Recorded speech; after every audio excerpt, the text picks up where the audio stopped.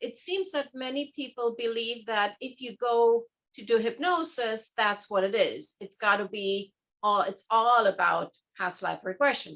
And the truth is, it is not, because oftentimes, as I say, we have enough to fix from this life to begin with. So we don't always have to go in the past life.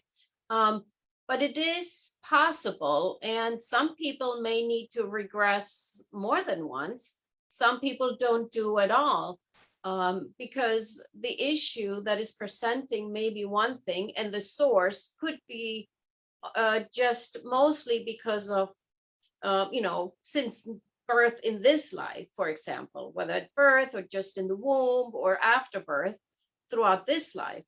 So the regression theory, and I often have to explain this because I get a call and say, hey, I'd like to do a regression. And I'm like, okay, I do that, but why? And once we speak about it, I realize that the person really, what they want is do hypnosis, but I have to explain that it may or may not go into a past life regression. But the client, once here and we dive into the issue, the client is the one that determines, once we're in the session, in the already hypnosis, that dives into the origin, and whether the origin is in this lifetime or past life. Again, that's happens as the client opens up. But would you, as a therapist, see a need and you would manifest it to the person, like, we need to go this way? Do you feel that it's your responsibility to present this option to the client? Well, I always do explain that, because someone who's not familiar with hypnosis, they may have no idea. I mean, most people, and I say most people, are only aware of, what they see on television, in movies, in programs of some sort. And that's obviously not quite the reality of what hypnosis is. You really can't control anyone who wants not to be controlled, basically, and who wants to be controlled. So that's one of the, paradigms we need to clear up. So as far as what the options are, that is obviously up to the client and where the need needs to go. But the important thing is, I explained that at the beginning of the session. Look, sometimes we need to do a regression. Sometimes we just do reflection. Sometimes we just need affirmations and suggestions and visualizations of new situations. Sometimes the regression has to happen, but it is all depending on where we go. It's also, and we've talked about this, I also explained to the client that sometimes we have attached energies, and we need to clarify that too. And what type of energies do you refer to, like when you say attached? Yeah, well, the attached energies are beings that have passed away. And once the person has passed away, obviously the body has passed, but the energy, the soul of the person may be stuck here in this world. And they may be there because they want to take care of this person. It's a loved one. It could be a parent. It could be a child. It could be someone who passed away really quickly in an accident and doesn't realize that they have passed. And that energy can be attached to someone. And if that is attached to someone, it kind of sucks energy away. It confuses the person because sometimes their thoughts are different. So there's a lot of different things that could be happening. So, I've been doing this for quite a few years, and I used to check here and there. But I realized that sometimes I've done a session, 2 sessions. By the third, the person is doing quite well for like quite a few days. And then when they come back, it's like, well, I was great 1, 2, 3 days. By the 4th day, it all went down the drain. And that's when I realized, I check about energies, and that's what it was. So the person is improving, but the energy is there, backs up a little, and then boom, starts creating problems again. So now I kind of always do it straight forward from the second session on, and I explained to the client, because hey, if I take this away and this energy can go in peace, then we have a new clean slate to work with, and then what we're doing here truly works. It's really quite amazing. So it seems to me that we are always carrying around these energies with us, and as long as we are not bothering them or touching their sensitivity, or they are fine, it's like we're all together living happily. And until somebody like you comes and try to find the origin, the source of that problems, and to realize that it's that energy, that might become a problem, and you need to address that, and until it's finally released and cleared. Mm-hmm. Is that something that would apply to most of your clients, or anyone who goes to see you? Well, it's not that it's stirred up. It's just we often get used to having that energy, and we think it's part of us. Suddenly, you want to go do certain things, and then you back off, and it's like, wow. And I've had literally people tell me, sometimes I feel like it's not me, and that's a total giveaway. Because when you are not you, then that's when that energy is kind of stepping more forward, so to say.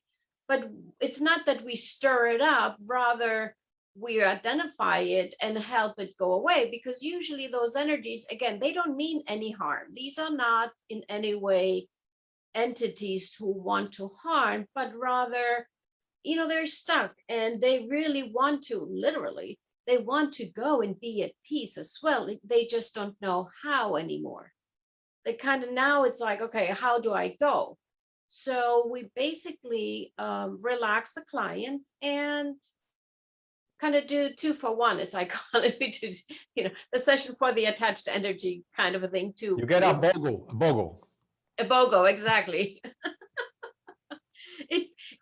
I laugh about it. 2 entities for the price of 1.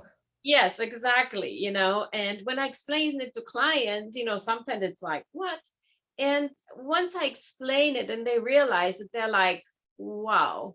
And it can go, it's very interesting, because some people notice simply an energy lifting from them, but they have not much of an engagement, but because the person is relaxed and I ask them, I ask the entity to connect through the person sitting here. And sometimes all I get is a nod, yes or no. Now the client afterwards doesn't know he or she was actually nodding or shaking their heads, the yes or no. They have no idea.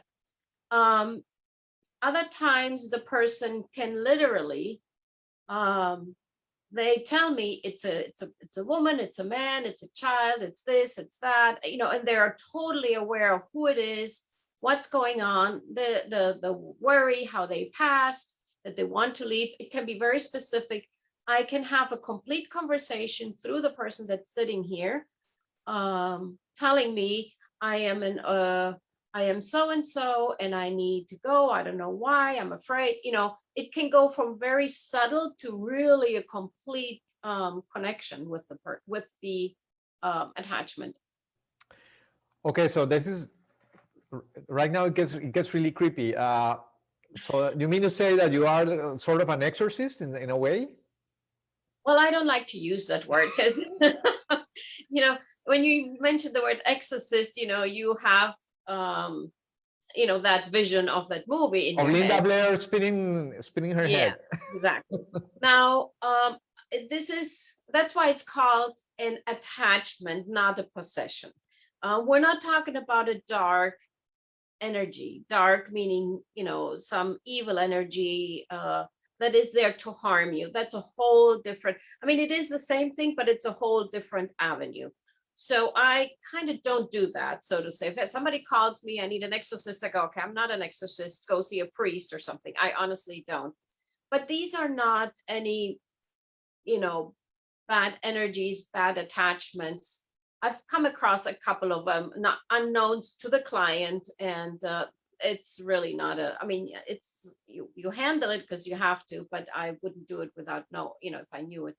But it's not anybody that will harm you, hurt you. They're usually tired, especially if they have been hanging around. Some of these energies can be, and I've had them, where someone has traveled maybe to South America, has been somewhere, ancient places and whatever, and they come back and they have picked up a soldier. And this soldier had been hanging around for 100 years, and came back from this trip with this younger person, has been around for a while. This was very interesting because this was a young woman who, no, it's Okay. So it got more creepy now.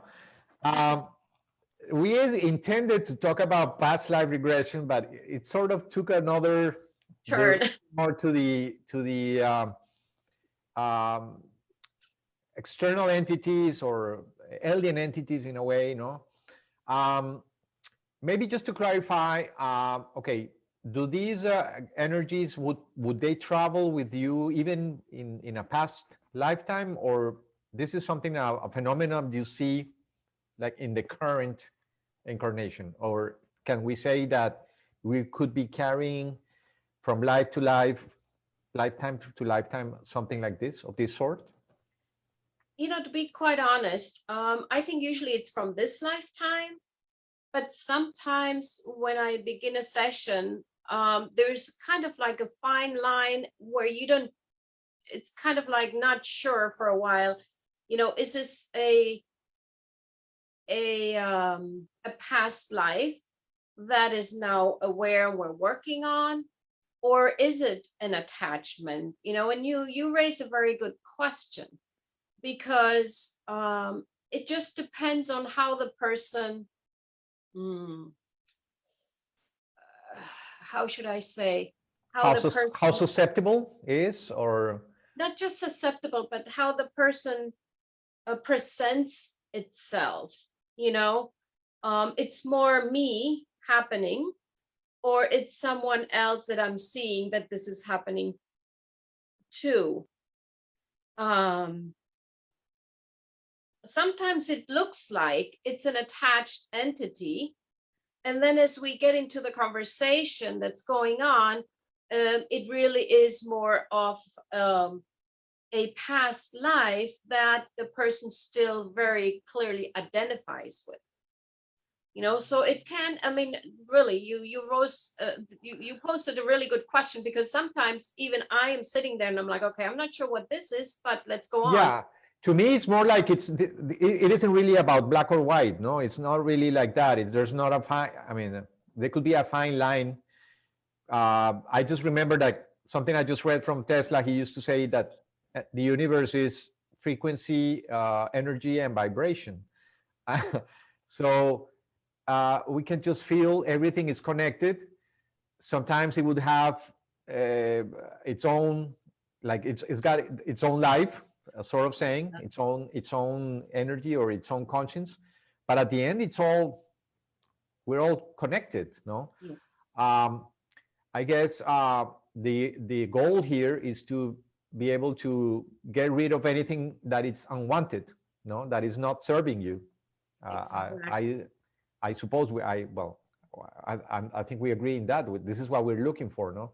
If it's not serving you, if it's not helping you to achieve your purpose, then you gotta get rid of it. Even Yes. if it's your own memory, it's your own belief system, or it could be something else, no? Yes. So that's the whole. And we know, I mean, again, after a while, when you're in the session, you realize now, are you speaking about now, this is more channeling, if you will, and it's very clear. And then when we're doing the regression, it does turn a bit different, again, because the person is more involved now and you can tell the difference. But you said, I mean, we know very well that whatever we think, whatever we believe, we realize this. I mean, we create it in our life, right? I remember many years ago, I worked at a German bank, and many people came from Germany and were the officers and department heads and the directors. They would come to Miami, and they had contract for 2, 3, 4 years. And they were, I mean, if they got to come to Miami from Germany, North Germany, I mean, it's like they won the lottery. You know, they're now in this island, in this beautiful place, tropical. You can play all year round golf. You know what that is? So for them to get this contract, it was like, wow, Miami was heaven. You know, you just won the lottery for 2 years, you know? And yet if you live here, you may go like, what? Why would you want to come to Miami, right? So it is all what we think and make of it, you see? And isn't that the truth? As they say, the grass is always greener on the other side. You know, we may think, oh, yeah, I want to go live in Europe. Well, you know, I remember sitting one time in Paris in a beautiful plaza, having a coffee in a cafe outside. And my husband is like, wow, can you imagine living here? It was in the Place de la Sorbonne. And we're watching, you know, the people go, isn't this beautiful? We could live here in one of these apartments, smack middle in Paris. And I'm like, yeah. And I'm watching this lady who went apparently shopping, grocery shopping, and she would come with a few bags, go upstairs, obviously, leave the bags, come back down, walk away down the sidewalk to a car, I would imagine, pick up more bags and go back upstairs. And I pointed that out to my husband. I go, but look, that lady's not sitting at the cafe. She's doing her groceries.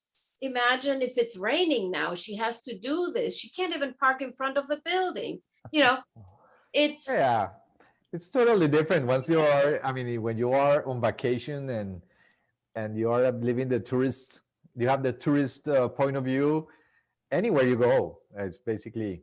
But think how we create it though, right? I mean, you see what you want to see, and then you create that life, you know? And I think when we do hypnosis, we can actually realize and we can take a look at what we have created in our life and what we want or what we don't want. And we can make that change when we realize it, how we create it. We can create our own anger, our own demons. And then once we realize it, that we create those, then we can undo them. Whether we created them in another life or here. But we're the ones that can let go of those demons. Only us, because we created them. So we are, from listening to you, I get to this conclusion. We are the masters of our life, the current one, the past one. We decide what to keep, no? Exactly. What to dispose, basically, and we decide what's going to happen after that, no? And in a way, so it's amazing just to be able to understand that the journey of the soul has many chapters, and each one of them could be a lifetime. Well, that gives us another perspective on what this is all about, no? And especially with you that understand this, has this vision, because I assume that not all hypnotherapists have this vision, no? Some of them could be very, very clinical, very rational about it, no? Yeah. So the advantage with you is that you give this therapy a holistic view, like a broader view, right? I like to say that I work the clinical, if you will, but I work also then the spiritual. And you know, sometimes sessions just evolve around suggestions, visualizations, affirmations, you know, and things like that, more clinical, if you will, you know. Some clients just relax and don't engage much in in conversation.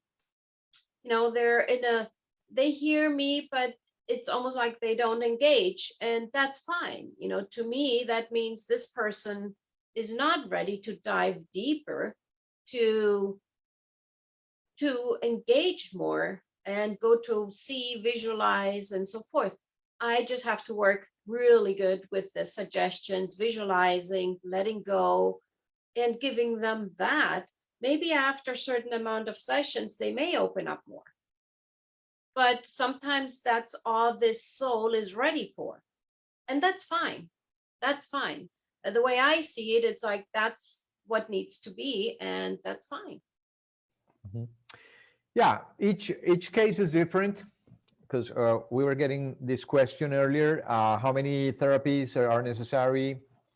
It's up to, I mean, you are the one who, basically both of you, client and therapist, will decide. No, it all depends on I mean, it's individually Case, the yeah, because situation. it depends on why the person has come, you know, what we have to resolve. Two is how the person opens up, how they work through the hypnosis sessions. I do explain, I don't have a magic wand. The work is all you. I guide you.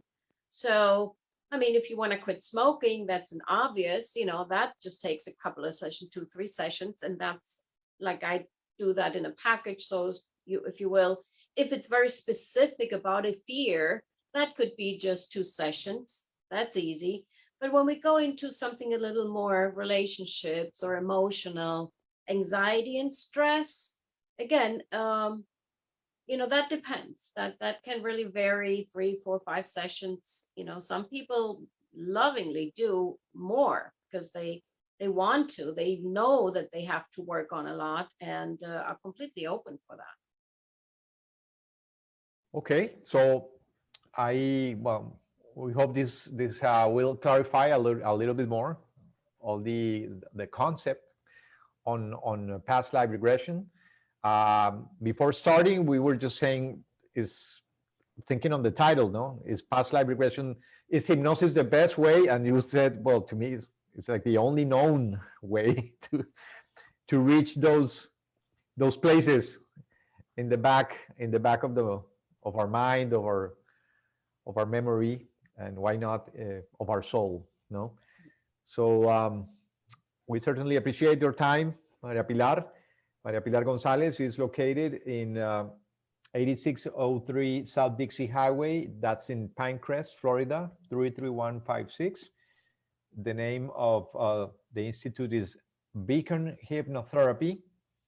And the number to call is 305-595-1699. Anything, just check out her website. No, it's beaconhypnotherapy.com. And you can also reach for the International Association of Alternative and Ancient Medicine. You will find all the information on Maria-Pilar. It's certainly another great moment. We hope that you definitely consider hypnotherapy for any of these conditions or challenges that you might have, like Maria-Pilar was saying, no, smoking. I think it's interesting, and as you watch the whole program today, you know, we start talking about one topic as we started off, and you know, and it takes us into different things, and that's really what I think hypnosis is all about. It is not a one way, you know, trip, if you will, or journey. You know, it can unfold into different things, which will all get you where you need to go. And it could be a combination of things that we will work. And I think that came through today. And that was kind of, you know, we tend to do these conversations every week. And although we start with a topic, we often walk into a whole different side alley. But it's because that's how hypnosis works. So we leave it open and it goes where it needs to go. It's energy. You can't hold it. No. You can't limit it. It has to flow. So we appreciate it again, Maria-Pilar. And we definitely would love to hear your comments and write or call Maria-Pilar, because she's always open to Thank any you. kind of inquiry that you might have on this topic. So thank you so much, and I'll see you next Monday. Bye-bye. Okay. Thank you all. And this is I Am. My name is Quique Posada. See you later. Thank you so much.